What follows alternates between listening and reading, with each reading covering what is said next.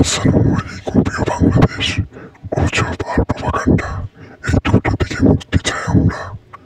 এই গুজব আর প্রপাগান্ডায় বর্তমানে সত্য মিথ্যা যাচাই করতে বাধা দিচ্ছে বিএনপি ভোট বাহিনী আর আওয়ামী লীগের ভোট বাহিনী দুটো মিলিত হয়ে বর্তমান অন্তর্বর্তী সরকারের নামে গুজব যেভাবে ছড়াচ্ছে তার থেকে বেশি চলছে ইসলামী দলগুলোর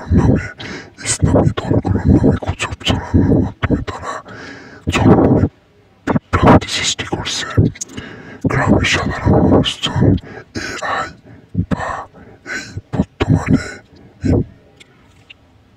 এডিটিং এর মাধ্যমে যে সকল পোস্ট, ফটোকার্ড, নিউজ পেপার ও অনেক ভিডিও এডিটিং করে বিভ্রান্তি ছড়াচ্ছে, যা গ্রামের মানুষজন ও যারা এসব সম্পর্কে ধারণা কম তারা সত্যভাবে বুঝে নিচ্ছে আর মনে করছে সত্য মিথ্যাকে এইভাবে সত্য করে প্রচার করছে।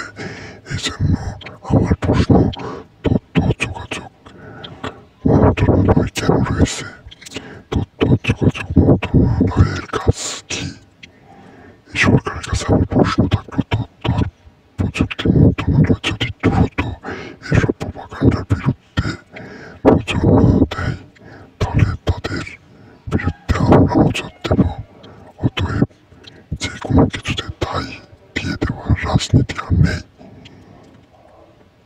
গত 2-3 দিনের মধ্যে একজন ইমামকে মারা হয়েছে, রক কাটা হয়েছে, যা করেছে একজন বৃদ্ধ লোক, কিন্তু দায় দিয়ে হয়েছে শিবিরের উপর।